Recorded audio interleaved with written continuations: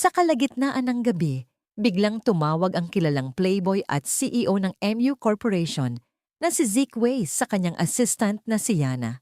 Yana, pumunta ka dito sa bar. Ngayon na. Utos niya sa telepono.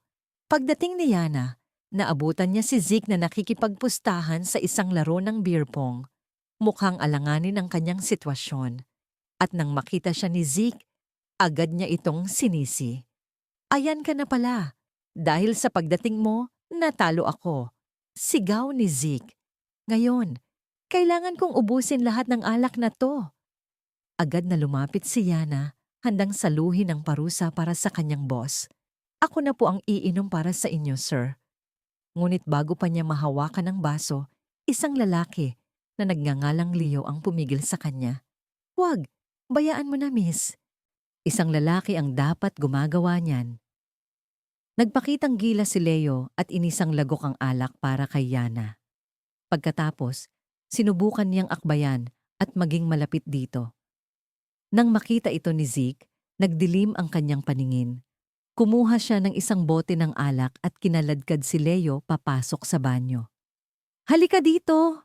Ngunit sa hindi inaasahang pagkakataon, bigla na lang bumagsak at nawalan ng malay si Leo. Hoy, gising! Sigaw ni Zeke. Biglang kinabahan. Tulong! Tingnan niyo ang CCTV sa labas. Mabilis na kumilos si Yana. Pinalabas niya ang lahat ng tao sa bar. Okay, tapos na ang party. Umuwi na tayong lahat. Bulong niya sa mga usisero. Pagkatapos ay hinarap niya ang kanyang boss. Sir Zeke, kumalma po kayo. May shareholders meeting tayo sa susunod na linggo. Hindi tayo pwedeng gumawa ng gulo. Wala akong pakialam? Sigaw ni Zeke. Pero pinigilan siya ni Yana. Sinipa ni Yana ang pinto ng banyo para mabuksan ito. Easy ka lang, assistant. Masyado kang bayolente. Sabi ni Zeke na tila nag-aalala. Lasing lang yan si Leo, hayaan mo siyang matulog. Para makalusot sila ng ligtas, kumuha ng alak si Yana at iwinisik ito sa damit ni Zeke. Sir, magpanggap kayong lasing para makauwi tayo ng walang tanong. Dahil sa alak, pagdating ni Zeke sa kanyang bahay, ay talagang para na siyang lasing na naglalakad paakyat ng hagdan.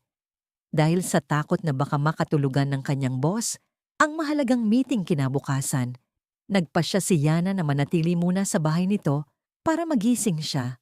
Samantala, sa ibang lugar, may kausap sa telepono si Lino, ang kanang kamay ni Zeke. Tito Chu, palpak po ang plano, ulat niya. Hindi si Zeke ang uminom ng alak na may gamot, kundi si Leo.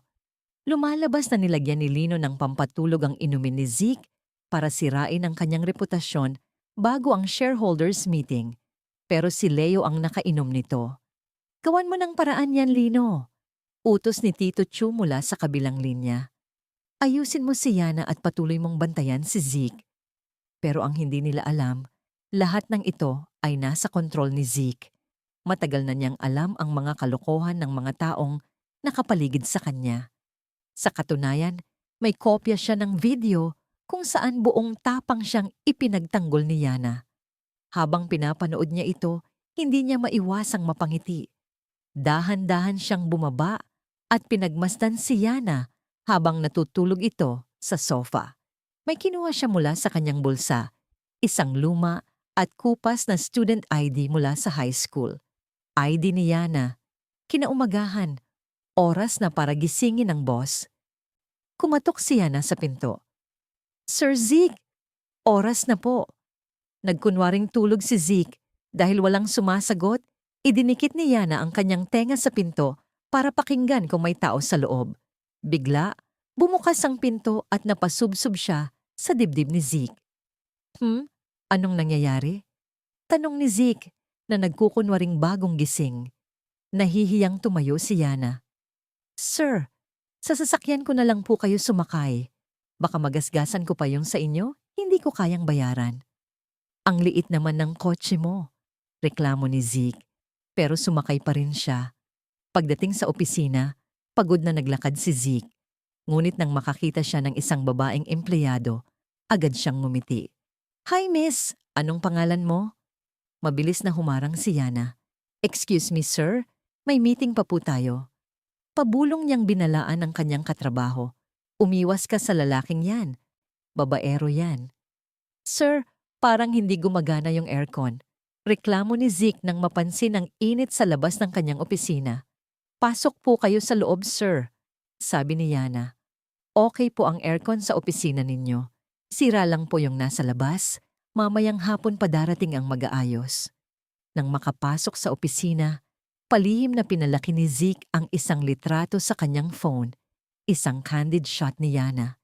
Ilang sandali pa, pumasok si Yana dala ang mga kontrata para pirmahan.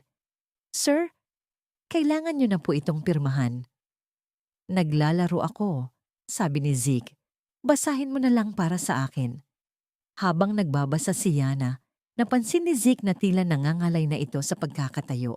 Umupo ka habang nagbabasa. Habang nagbabasa si Yana, hindi siya pinapakinggan ni Zeke. Sa halip, nakatitig lang ito sa kanya. Dahil sa takot na baka mapaos ang dalaga, bigla na lang niyang pinirmahan ang mga dokumento. Sir, pwede po ba akong umuwi ng maaga ng 2 oras? Paalam ni Yana. At saka, huwag niyo po kalimutang taasan ang temperatura ng aircon bago kayo matulog. Pagkalabas niya, nakita niya ang kanyang kaibigan. Alam mo, feeling ko sinadya ni Sir na doon ako maupo para makigamit ng aircon. Ang bait niya, no? Masayang kwento ni Yana. Pinayagan niya akong mag-early out. May date kasi ako mamaya. Narinig ni Zeke ang usapan at lumabas para hanapin si Yana, pero huli na siya. Kaaalis lang po niya. May pupuntahan daw na date, sabi ng katrabaho niya. Walang pag-aalinlangan, kumaripas ng takbo si Zeke. Natagpuan niya si Yana na pasakay na sa kotse nito. Agad siyang pumasok sa driver's seat. Saan ka pupunta? Ihahatid na kita, sabi niya. Pagkatapos, makiangkas na lang ako pauwi. Sinadya ni Zeke na magkamali sa daan. Palikuliko ang kanyang pagmamaneho at hindi niya pinapansin ang mga direksyon ni Yana. Hindi ka ba marunong magmaneho, sir? Tanong ni Yana, nagtataka. Ngumiti lang si Zeke, pero may malalim na ibig sabihin. Kung hindi ka matiyaga, Yana, ibig sabihin, hindi ka seryoso sa date na iyan. Pero biglang may nangyaring kakaiba. Teka, parang ayaw gumana ng preno, sigaw ni Zeke. Dali-dali niyang sinabi kay Yana, Yana, kalma lang, maghanap ka ng kalsadang walang tao, kailangan nating pigilan ng kotse. Sa huli, wala nang nagawa si Zeke kundi isalpok ang kotse sa isang harang. Nang maramdaman ng impact, mahigpit niyang niyakap si Yana para protektahan ito. Pagkatapos, tumawag siya sa kanyang kaibigan at doktor na si Dr. Ken. Nang makita ni Zeke na ligtas si Yana, huminga siya ng maluwag. Sabi ko na nga ba, si Tito Chuto, dahil sa gulo sa bar. Hindi niya kayang patayin ka, Zeke. Paliwanag ni Dr. Ken, hawak mo ang huling habilin ng tatay mo. Kung may mangyari sa'yo, mapupunta sa charity ang 54% ng shares mo. Si Yana ang target niya. Kailangan kong ilayo si Yana sa akin. Delikado siya kapag kasama ko. Bulong ni Zeke. Samantala, napansin ni Yana na sira na ang cellphone niya dahil sa aksidente. Sinubukan niyang i-charge ang luma niyang cellphone para gamitin. Naalala niya, regalo ito sa kanya ni Tito Hilario noong bata pa siya. Kinaumagahan, gulat na gulat si Yana nang makita ang termination letter niya. Agad siyang nagpunta sa opisina para harapin si Zeke. Sir Zeke, bakit niyo ako tinanggal? Pagrereklamo ni Yana. Masyado kang pabigat. Yana, muntik mo na akong mapatay, sagot ni Zeke. Pero dahil naging loyal ka sa loob ng 2 taon, heto ang malaking severance pay mo. Galit na galit si Yana. Akala ko, kahit playboy kayo, disente naman ang ugali niyo. Nagkamali ako. Tinalikuran niya si Zeke at nagmadaling umalis. Ngunit pagkatapos ng ilang hakbang, bigla siyang nawalan ng malay. Akala ni Zeke nagpapanggap lang siya. Pero totoo pala. Dali-dali niya itong dinala sa ospital. Hindi nagpapakain ng sarili, nag-low blood sugar dahil sa sobrang galit, sabi ni Dr. Ken. Kasalanan ko to, nag-aalalang sabi ni Zeke. Ken, Please, kailangan niyang manatili rito hanggang matapos ang meeting. Hindi niya aatrasan si Yana. Pagkagising ni Yana, nag-aalangan si Dr. Ken na magtanong, Yana, kailangan ko ng contact number ng pamilya mo. Naramdaman ni Yana na may masamang nangyayari. Agad niyang kinuha ang papel sa kamay ni Dr. Ken. Nakita niya ang nakasulat, pancreatic cancer. Hindi sa'yo yan. Nagkamali lang ng papel. Paliwanag ni Dr. Ken, pero hindi siya pinaniwalaan ni Yana. Sa gitna ng kanyang pagkalungkot, nakatanggap si Yana ng tawag mula sa isang hindi kilalang numero. Hello, March 10, 2024 ba ngayon? Tanong ng lalaki sa kabilang linya.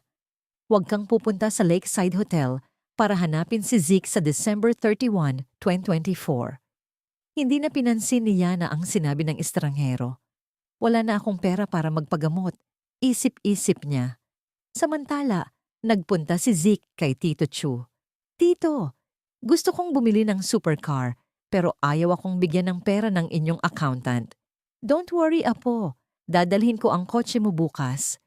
Pagkatapos ng meeting, ikaw na ang may-ari ng kumpanya.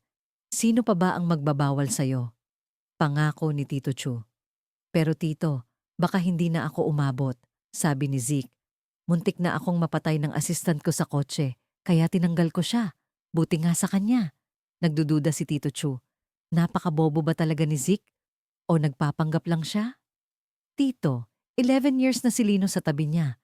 Pero wala pa rin tayong nakikitang sorry spot, sabi ng kanyang assistant. Pero nagduda pa rin si Tito Chu, lalo na nang malaman niyang binayaran ni Zeke si Yana ng malaking halaga bago niya ito tanggalin. Nagpatuloy si Zeke sa pagiging playboy. Pagdating niya sa isang party, nagulat siya nang makita si Yana na lumalapit sa kanya. Babalik na ako sa inyo, sir. Kailangan ko ng pera para sa severance pay ko, sabi ni Yana sa harap ng mga tauhan ni Tito Chu. Lumalabas ka pa para mag-iskandalo, Yana. Lino, paalisin mo siya, sigaw ni Zeke. Habang nagmamakaawa si Yana, tumalon si Zeke sa swimming pool at nagpatuloy sa paglalaro. Nilapitan ni Leo si Yana. Yana, gusto mo bang maging assistant ko na lang? Lalapit ka, bulong ni Zeke kay Yana.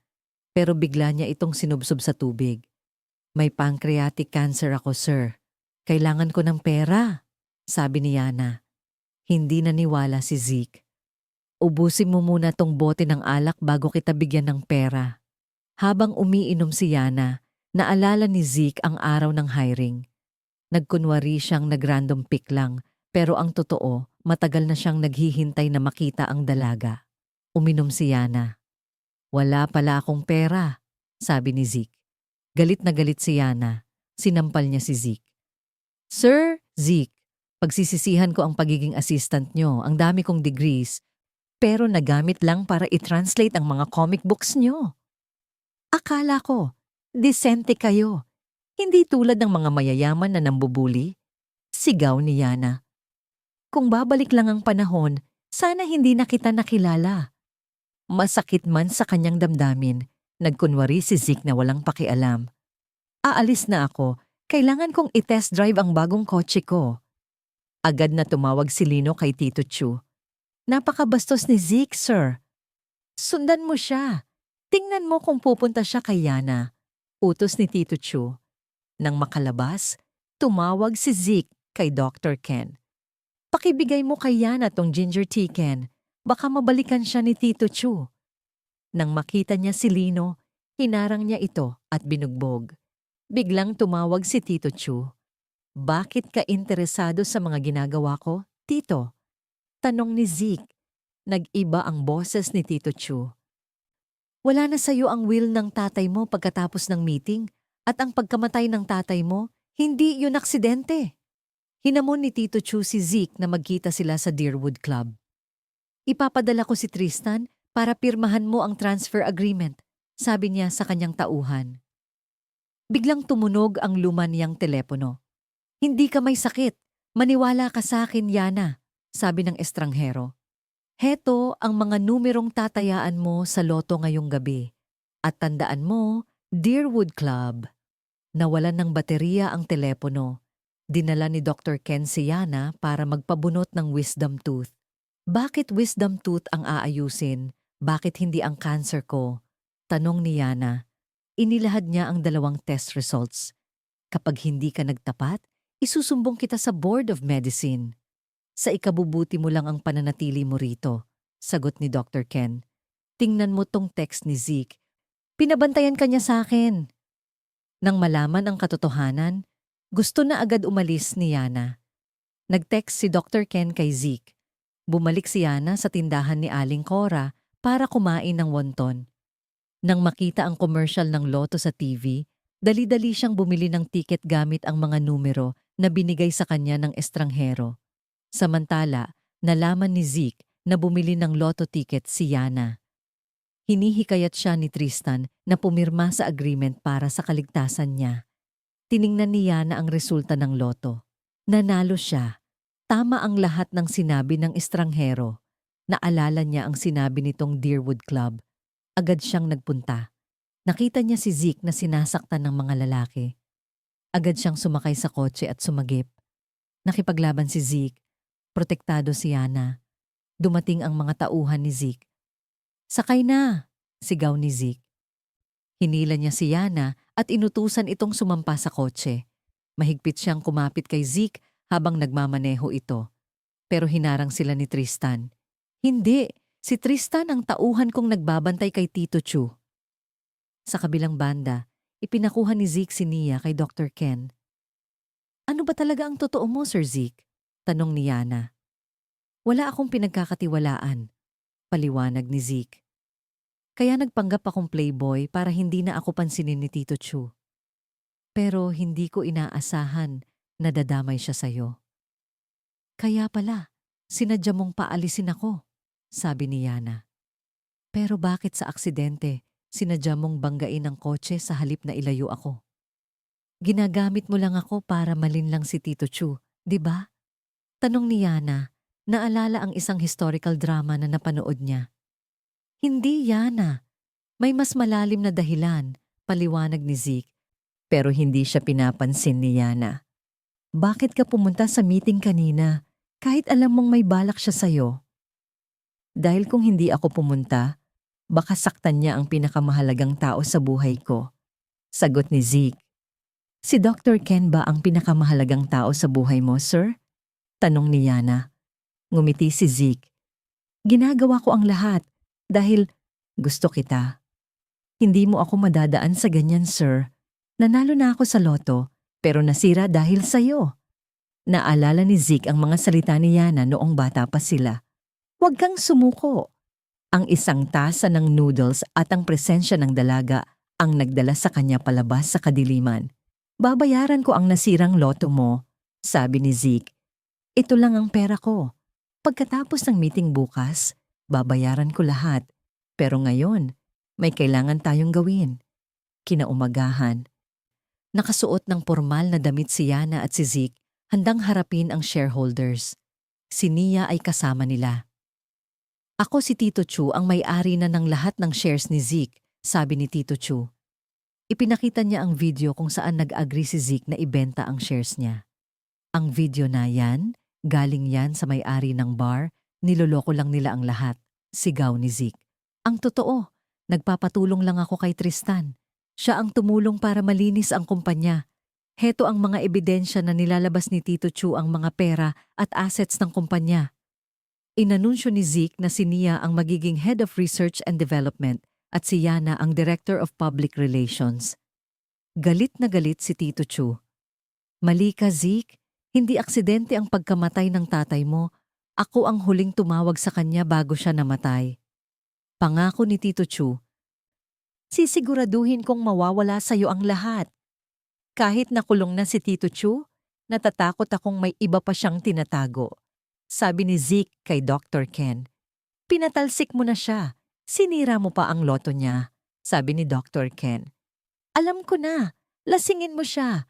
Kapag lasing siya, ikwento mo ang lahat ng pinagdaanan mo kay Tito Chu. Baka matouch siya. Sige, sisiguraduhin kong maalala niya kung sino ako, sabi ni Zeke. Hindi nagtagal, tumawag si Tristan kay Zeke. Sir, May humarang sa sasakyan namin. Nakatakas si Tito Chu. Naintindihan na ni Zeke. May malaking tao sa likod niya. Sa opisina, nag-resign si Yana. Sir Zeke, aalis na po ako sa pagka-director of PR sa pagtanggal at pag-promote sa akin. Kayo lang ang nagdedesisyon. Hindi niyo man lang ako tinatanong.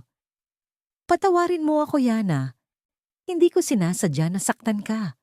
Nagmamakaawang sabi ni Zeke. Dahil sa pagmamahal niya sa kanyang boss, napatawad siya ni Yana.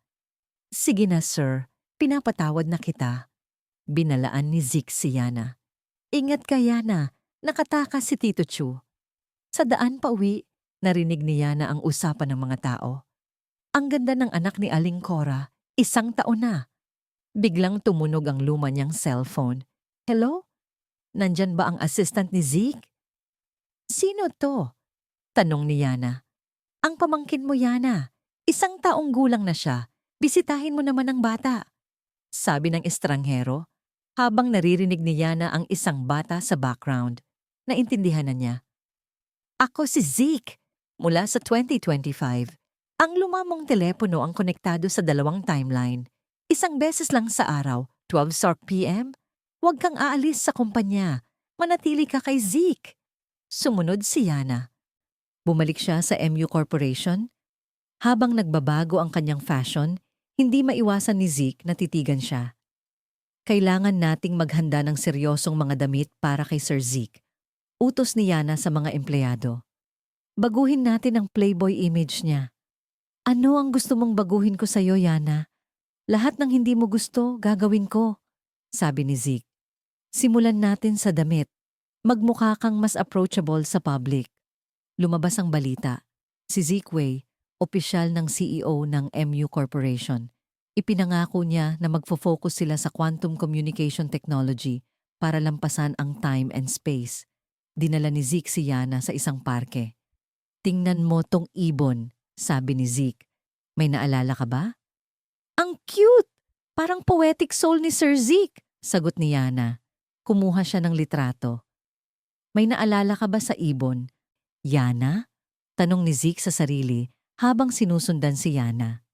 Lahat ng puting loro pare-pareho lang, Zeke, sabi ni Dr. Ken. Nakita ni Zeke si Yana na may kasamang lalaki, si Ethan. Empleyado pala ito ng isang branch ng MU. May gusto akong babae pero ayaw ng parents niya. Nagpapanggap lang akong may date sa'yo para mapakita sa kanila. Pwede mo ba akong tulungan, Yana? Tanong ni Ethan. Hindi napigilan ni Zeke ang magselos. Hindi niya ba kaya ang sarili niyang problema? Ano yan, naghahanap ng kasama? Sabihin mo na ang totoo, Zeke. Para kang selosong asawa.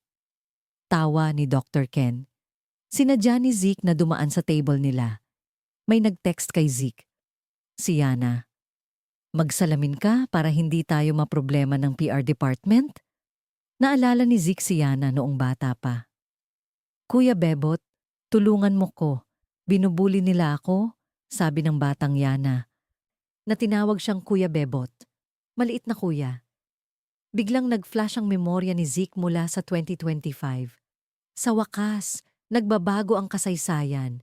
Sigaw ni 2025 Zeke. Samantala, lumabas ang balita na playboy pa rin si Zeke at nakita raw sa isang bar. Sir Zeke, may nagbabato sa inyo. Sinadya yan, sabi ni Yana. Inutusan niya si Zeke na kausapin ang 2 babae na kasama raw niya sa balita. Bago dumating si Yana, kinausap na ni Zeke ang 2 babae. Sabihin niyo na wala tayong relasyon. Biglang dumating si Samantha, ang violinist, matapos ang 2 taon sa ibang bansa. Nagbigay siya ng pera sa 2 babae para umalis. Huwag ka nang mag-aksaya ng panahon sa akin, Samantha, sabi ni Zeke. Simula bata, gusto na kita, Zeke. May girlfriend na ako, sabi ni Zeke. Dumating si Yana at umakting bilang girlfriend. Sige, Sam. Huwag mo kaming lokohin. Sino ang may girlfriend na nagpapadala ng regalo sa ibang babae? At saka, fake ang sapatos niya, sabi ni Samantha. Ayaw ko lang bumili ng sapatos para kay Yana. Baka paalisin niya ako, sabi ni Zeke. Dahil ang pagbibigay ng sapatos ay nangangahulugang pagpapaalis ng tao. Assistant ko si Yana, sabi ni Zeke. Wala pa kaming official relationship sa kumpanya. Inimbitahan ni Samantha si Zeke sa kanyang party. Agad na pumayag si Zeke. Ang totoo, kumuha si Yana ng isang artista para magpanggap na fiancé ni Zeke, pero biglang nag-back out. Kaya si Yana na lang ang nagpanggap. Nalaman ni Yana na si Samantha ay anak ng isang investment fund owner. Sir, i-date niyo na lang siya para mawala ang chismis. Kailangan mong panagutan ang ginawa mong pagpapanggap, banta ni Zeke. At saka, interesado ako sa investment fund ng tatay niya. Nag-shopping si Zeke at Yana. Hinayaan ni Zeke si Yana na pumili ng damit. Ang ganda mo, Yana, bulong ni Zeke. Kinuha ni Zeke ang tag ng damit ni Yana na tila yakap-yakap niya ito. Naalala niya ang sinabi ni Yana tungkol sa sapatos. Kaya nang makita niyang high-heeled ang sapatos ni Yana, binuhat niya ito. Ayaw kong sumakit ang paa mo. Nang dumating sila sa party, hindi na siya pinansin ni Samantha. Binigyan ni Zeke ng wine si Samantha na pinili ni Yana. Sige, maggupit tayo ng cake, Yana, yaya ni Samantha. Ngunit pinigilan ni Zeke. Allergic si Yana sa bellflowers. Narinig ni Zeke ang mga usapan ng mga tao. Ang assistant niya, gold digger, ginagamit lang si Zeke. Galit na hinarap ni Zeke ang lahat. Ganyan ba kayo kabilis humusga? Ako lang ang gumagawa ng pera sa pamilya ko, hindi tulad nyo.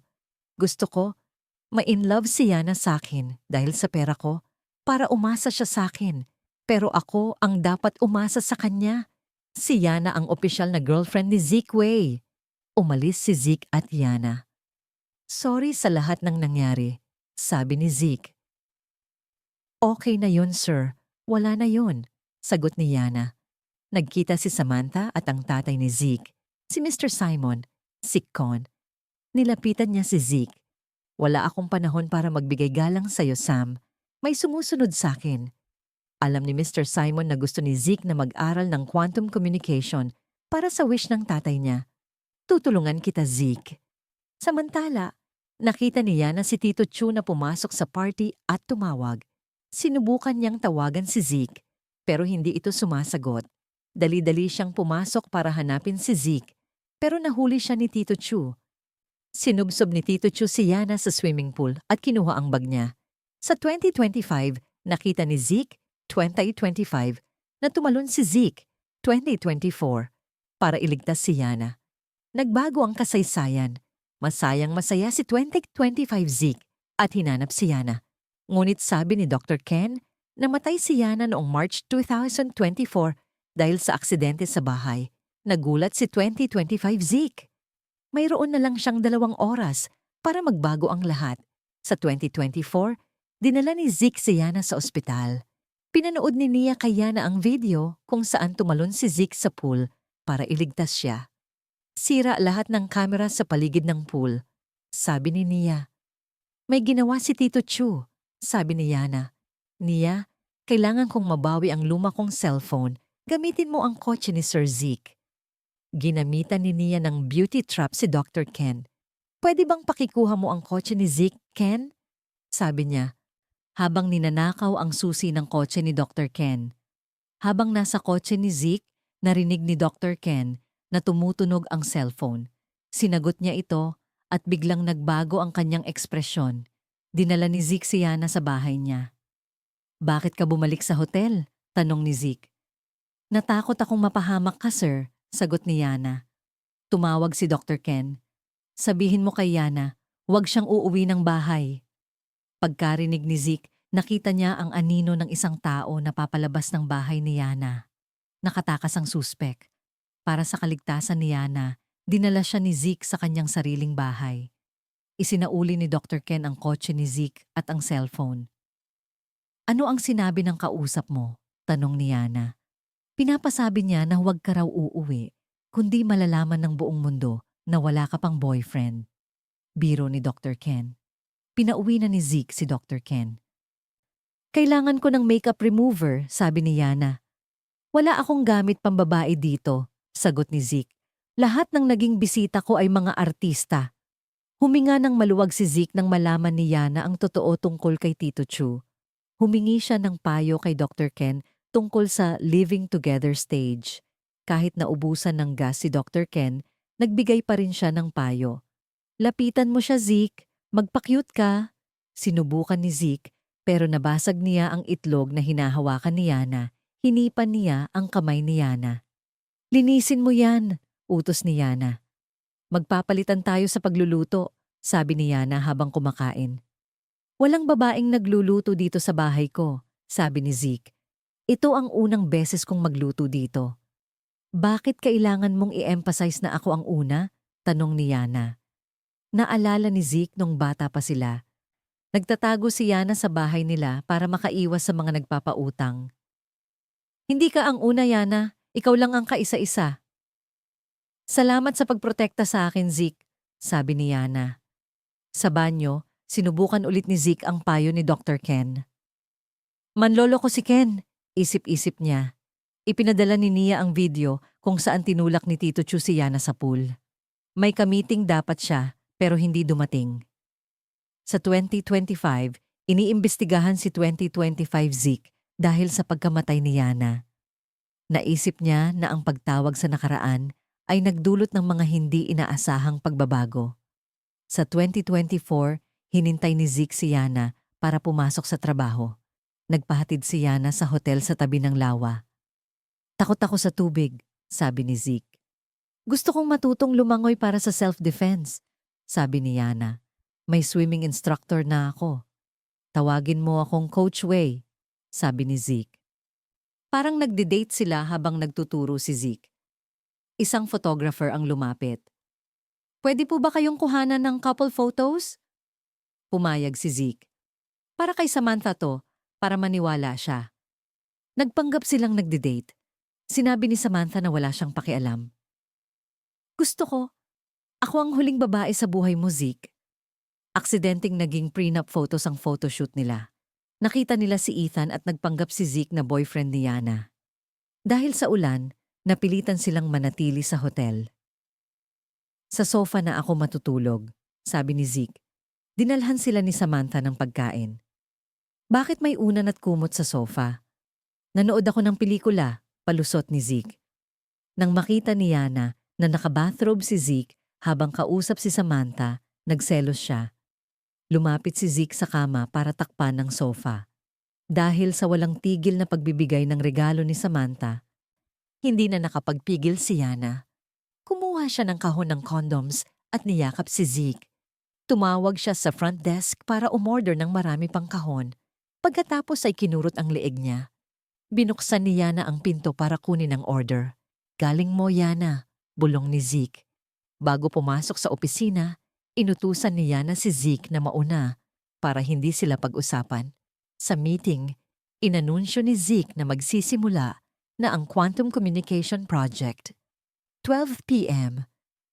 Naghintay si Yana ng tawag, pero nakatanggap lang siya ng text mula kay Ethan na nag-aya sa tindahan ni Aling Cora.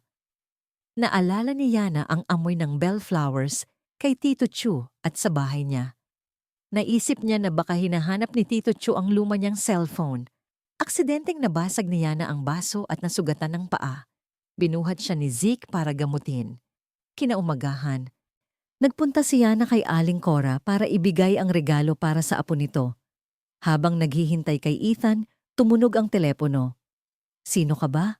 Pumunta ka sa Attic 307? Naalala ni Yana na bahay ito ni Kuya Bebot. Nagtago siya roon noon at nagpanggap na kapatid ni Kuya Bebot. Nasaan na kaya si Kuya Bebot? Nawala ang signal. Naalala ni Yana ang mga sleeping pills na nakita niya noon. Pinalitan niya ang mga ito ng sticky notes para hindi mapahamak si Kuya Bebot. Naniniwala siyang malapit lang si Kuya Bebot. Dumating si Ethan at humingi ng tulong para makausap ang pamilya ng babaeng gusto niya. Sinabi niyang na-promote siya sa headquarters. Gagawin ko ang lahat para magustuhan niya ako. Sa 2025, nakita ni 2025, Zeke ang litrato nila ni Yana. Sana magawa ko rin yan, isip-isip niya. Sinabi niya kay Yana na nakikialam siya sa nakaraan para maranasan ni 2024 Zeke ang mga hindi niya naranasan. Sa 2024, Nagpunta si Zeke sa lumang laboratorio ng tatay niya. Plano niyang painumin si Tito Chu para mahuli ito. Nag-aalala si Nia na baka ma-misinterpret ni Yana ang plano ni Zeke. Kailangan mo nang sabihin sa kanya ang totoo. Nag-iisip si Yana kung sino si Kuya Bebot. Naisip niya si Ethan dahil kumakain din ito sa tindahan ni Aling Cora. Nakita ni Zeke si Yana na nagsusulat ng pangalan niya at nilalagyan ng X. Bakit X? Tanong ni Zeke. May ibang ibig sabihin, yan, paliwanag ni Yana. Sinulatan ni Zeke ang pangalan ni Yana sa tabi ng pangalan niya. Niyaya ni Yana si Zeke na mag-hotpot. Umorder si Zeke ng wontons kay Aling Cora para kay Yana. Nakita ni Yana ang wontons. Dumating si Ethan at nag-aya ng hotpot. Pero tinanggihan siya ni Yana dahil may date sila ni Zeke. Naisip niya na baka si Ethan si Kuya Bebot. Naghahanda si Zeke ng hotpot. Masaya ako kasi nahanap ko na ang luma kong kaibigan, sabi ni Yana. Salamat naman at naalala mo na ako, sabi ni Zeke. Inutusan niya si Yana na dalhin ang lorong sira para ayusin. Tinuruan ni Zeke ang loro na tawagin si Yana sa palayaw nito noong bata. Nana. Habang nasa daan, hinarang si Yana ng guard. Iniwan niya ang loro sa bangketa. Dumaan si Ethan at sinabing bumibili rin siya ng pagkain ng ibon. Biglang sumigaw ang loro. Nana! Naisip ni Yana na si Ethan nga si Kuya Bebot, pero ayaw pa niyang sabihin. Nakita ni Nia si Yana na nakatingin kay Ethan. Huwag kang magselos, Yana.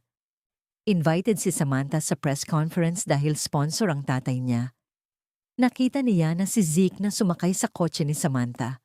Pagka-uwi, galit siyang naglinis ng kalat ng loro. Kumain ka kasama si Mr. Simon, kasama si Samantha. Sumbat ni Yana. May childhood friend din naman ako, si Ethan. Pumasok si Yana sa kwarto at nakita niyang naka-on ang recorder. Narinig niya si Zeke na tinuturuan ang loro na tawagin siyang Nana. Na-realize ni Yana na si Zeke, si Kuya Bebot. Kaya pala sabi niya, matagal na siyang naghihintay. Kumatok si Zeke. Hindi ko alam na susunduin ako ni Samantha. Hindi pa ako nakakain. Dinala ni Yana si Zeke sa night market. Pinagsuot niya ito ng loud shirt at pinakain ng street food. Tumawag si Tito Chu. Aayusin ko ang press conference, pero hindi ko aakuin ang pagkamatay ng tatay mo. Alam na ni Yana na si Zeke ang nasa kabilang linya ng telepono. Nang mawala ka, hinanap kita. Kwento ni 2025 Zeke. Nakita kitang namatay habang kausap kita. Hindi pa rin nahuhuli ang pumatay sa'yo. Biglang nawala ang puntod ni Yana sa paningin ni 2025 Zeke. Nagbago na ang nakaraan. Baka hindi na magising si Yana, sabi ng doktor. Sa 2024, inutusan ni Zeke si Nia na isama si Ethan sa press conference. Bantayan mo siya. Nagselos si Zeke nang makitang sumakay si Yana sa kotse ni Nia habang nagmamaneho si Ethan sa kabilang sasakyan. Bakit galit pa rin siya? Narinig ni Nia ang voicemail ni Dr. Ken. Gusto kitang i-date, Nia. Seryoso ako. Hinarang sila ni Samantha. Bakit wala kang backup plan, Yana? Nasaan si Mr. Simon? Tanong ni Zeke. May sakit si Daddy. Sagot ni Samantha. Kinansela ni Zeke ang press conference. Bukas na lang. Dahil sa ulan, nanatili sila sa resort. Nagbigay si Ethan ng room keys at maligamgam na tubig para kay Yana. Huwag kang uminom ng marami. Baka mamaga ang mukha mo bukas. Sabi ni Zeke. Ibinigay ni Yana ang tubig kay Zeke. Naiwan sina Zeke at Ethan. Okay lang naligawan mo si Yana. Basta totoo ang intensyon mo. Sabi ni Zeke. Sinabi ni Samantha na kaya lang siya nandun ay dahil kay Zeke. Gusto niyang tapusin ang nararamdaman niya bago siya ipadala sa ibang bansa ng tatay niya. Nakita ni Yana na magkasama sina Zeke at Samantha. Nagseselos ka ba? Tanong ni Ethan. Tiwala ako kay Zeke, sagot ni Yana. May mahal ng iba ang babaeng gusto ko, sabi ni Ethan. Naisip ni Yana kung bakit nagpapanggap si Ethan bilang Kuya Bebot. Tinanong ni Samantha si Zeke kung bakit hindi siya nito gusto. Anak ka lang ng kaibigan ni Daddy, sabi ni Zeke. Para lang akong laruan na gusto mo, pero naunahan ka. Lagi kitang binibigyan ng regalo, sabi ni Samantha. Si Yana lang ang mahal ko, pag-amin ni Zeke. Siya ang nagbigay sa akin ng pag-asa. Nahuli ni Ethan ang isang intruder sa kwarto ni Yana. Pero si Nia pala ito, naghihintay. Hindi si Tito Chu ang intruder. Sinadya ni Yana na mag-isa para painan si Tito Chu. Lumabas si Tito Chu, pero pinabagsak siya ni Zeke. "Natrap ako!" sigaw ni Tito Chu. "Pero simula pa lang to." "Okay lang ako," sabi ni Yana kay Zeke. "Sayang, hindi natin nakita ang meteor shower." Dinala ni Zeke si Yana sa Firefly Forest. "Ikaw ang nagpabago ng buhay ko, Yana. Ang bawat sticky note, ang bawat noodle soup. Ikaw ang liwanag ko. Patawarin mo ako sa hindi pagsabi ng totoo. Matatanggap mo pa ba ako?" tanong ni Zeke. Hinalikan siya ni Yana. "Gustong-gusto kita, Zeke. Ikaw si Kuya Bebot ang nagbigay sa akin ng proteksyon. Sa 2025, umaasa si 2025 Zeke na magigising si Yana." Tumawag si Nia. "Si Ethan ang pumatay." Naisip ni 2025 Zeke na baka sinubukan ni Ethan na baguhin ang nakaraan. Inutusan niya si Yana na ibigay ang telepono kay 2024 Zeke. Sa 2024, opisyal nang magkarelasyon sina Zeke at Yana. Nagbago ang mukha ni Ethan nang makita ito. Naalala ni Yana noong pinakain ni Tito Hilario si Nana ng wontons. Sinabi niyang babawi siya sa kanyang anak. "Galit ako kay Daddy noon," kwento ni Zeke. "Hindi siya umuwi nung namatay si Mommy. Nang mamatay siya, nagsisi ako at nagkulong sa attic. Salamat kay Tito Hilario, nagkakilala tayo," sabi ni Yana. Pagkatapos ng press conference, narinig ni Yana ang tawag ni 2025 Zeke. "Si Ethan ang pumatay, ibigay mo ang telepono kay Zeke." Sinubukan ni Ethan na sagasaan si Yana, pero hinarang siya ni Zeke. Narealize ni Zeke na ang telepono ay gawa ng tatay niya. "Si Ethan ang pumatay," sabi ng Zeke sa hinaharap. Sabi ni Yana. Dinalhan ni Ethan ng pagkain si Yana. "Sorry, akala mo ako si Kuya Bebot. Ikaw ang babaeng gusto ko." "Si Zeke lang ang mahal ko," sabi ni Yana. Nadiskubre ni Nia ang quantum signal sa loob ng building. Hinanap nila ito kasama si Ethan. Sinundan ni Ethan si Yana sa banyo para nakawin ang telepono. Pero bitag pala ito ni Zeke. Humarap si Ethan kay Mr. Simon. "Gusto ni Zeke na ibigay sa iyo ang telepono. Ayaw ni Tito Hilario na baguhin ang nakaraan." Narinig ni Mr. Simon ang usapan ni Nana, 2025, at nalaman ang tungkol sa telepono. Hinabol ni Mr. Simon si Tito Hilario. Nakuha niya ang telepono. Gusto niyang gamitin ito para baguhin ang kanyang nakaraan. Pero nagduda si Ethan. Hindi sasabihin ni Zeke kung paano gamitin yan. Alam na ni Zeke na kasawat si Mr. Simon sa pagkamatay ng tatay niya. Naalala ni Yana ang bilin ni Tito Hilario. Tawagan ang may-ari ng telepono sa 12 PM ng susunod na taon para ipaalala na huwag ibunyag ang sikreto. Tumawag si Yana, pero si Mr. Simon ang sumagot. Plano ni Zeke na atakihin si Mr. Simon. Sa 2025, nalaman ni 2025 Zeke na mamamatay si Yana dahil sa organ failure. Ipinatawag niya si Dr. Ken kay 2024 Zeke. Nag-propose si Zeke kay Samantha para mahuli si Mr. Simon, pero namatay si Yana sa party. Sabi ni Dr. Ken. "Kahit anong gawin natin, namamatay pa rin si Yana. Gagamitin ni Mr. Simon si Yana laban sa'yo," babala ni Dr. Ken. "Nakipagkita si Zeke kay Yana. Gusto kong ipadala ka sa France para sa kaligtasan mo." Pumayag si Yana. "Salamat sa pagiging tapat." Ipinangako ni Zeke na susunod siya. "Pipirmahan ni na Dr. Ken at Nia ang will mo." "Hindi niya maiintindihan yan," sabi ni Zeke. Sinundo ni Zeke si Yana. "Pirmahan mo tong application form para sa France." Pinirmahan ito ni Yana nang walang pag-aalinlangan. Naghanda si Zeke ng weather app para kay Yana. Dinala ni Zeke si Yana sa bookstore. Nag-iwan siya ng voice message sa time travel postcard booth. "Yana, mahal na mahal kita," mensahe ni Zeke. "Hello Zeke," sagot ni Yana. "Kahit anong mangyari, magpatuloy ka. Magkikita tayo sa ibang panahon." Sa bookstore, nag-iwan ng sariling mensahe si Yana sa time travel postcard booth. "Kumusta Zeke? Ikaw ang lalaking nagdadala ng payong sa akin tuwing umuulan. Hindi ko alam kung kasal na tayo ngayon, pero kung hindi ka pa nagpro-propose, gusto kong malaman mong handa akong magpakasal sa'yo. Kung wala na ako, sana magpatuloy ka sa buhay mo. Naniniwala akong magkikita tayo sa ibang timeline. Samantala, gusto ni Dr. Ken na maging seryoso ang relasyon nila ni Nia. Nagpa siyang mag-check-in si Nia sa isang hotel. Ngayon lang ako nag-check-in sa hotel kasama ng isang babae. Nanginginig na sabi ni Dr. Ken. Gusto kong maging seryoso tayo, Nia, sabi ni Dr. Ken. Uminom siya ng alak at sinubukan niyang halikan si Nia, pero nahimatay siya. Gusto mo akong i-date, Ken? Oo, seryoso ako, sagot ni Dr. Ken. Umuwi si Zeke at naghanda ng birthday cake para kay Yana. Akala ko magpo-propose ka na, biro ni Yana. Gusto mong magpakasal? Tanong ni Zeke.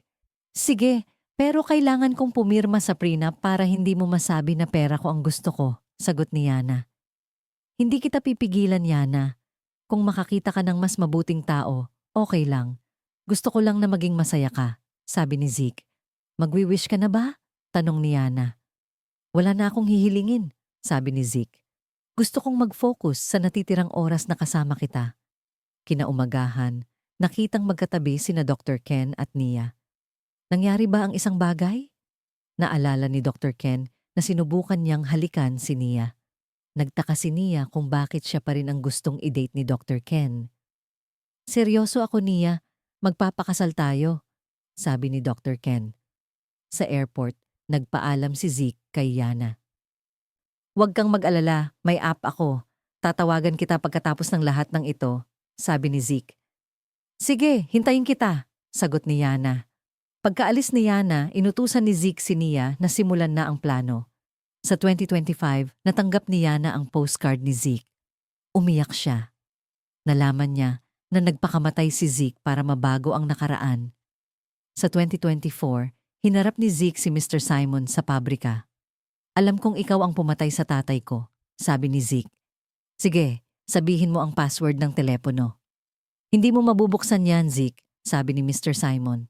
Hahanapin ko si Yana, kahit saan pa siya magpunta, banta ni Mr. Simon. Pumayag si Zeke. Sige, isusulat ko. Ito ang plano niya para ma-hack ni Nia ang telepono ni Mr. Simon. Hintayin mo pa ang 2 minuto, Mr. Simon, sabi ni Zeke. Nakatanggap si Mr. Simon ng tawag. Ang money laundering mo, Mr. Simon. Nasa internet na. Galit na sinunog ni Mr. Simon ang pabrika kasama si Zeke sa loob. Patayin mo siya. Ibigay mo ang pera kay Ethan para makasama niya si Samantha sa ibang bansa. Si Samantha pala ang mahal mo, bulong ni Zeke. Narinig ni Yana ang balita. Tumawag siya kay Zeke. Nasa control room ako, Zeke. Labanan mo sila. Naihatid ni Zeke si Yana sa ospital. Patawarin mo ako, Yana, sabi ni Zeke. Wala kang kasalanan, Zeke. Pero hindi na ako maniniwala sa mga lalaki, sagot ni Yana. Nag-propose si Dr. Ken kay Nia. Gusto kong maging seryoso tayo, sabi niya, at hinalikan si Nia. Sa bahay, nakiusap si Zeke kay Yana. Patawarin mo ako, hindi na ako uulit. May hihilingin ako, sabi ni Yana. Kailangan kong malaman ang nakasulat sa will mo. Nalaman niya na binigay ni Zeke ang lahat ng shares niya sa kanya. Ako na ang magbabasa ng huling linya. Hindi ko man siya asawa, pero siya ang buong buhay ko.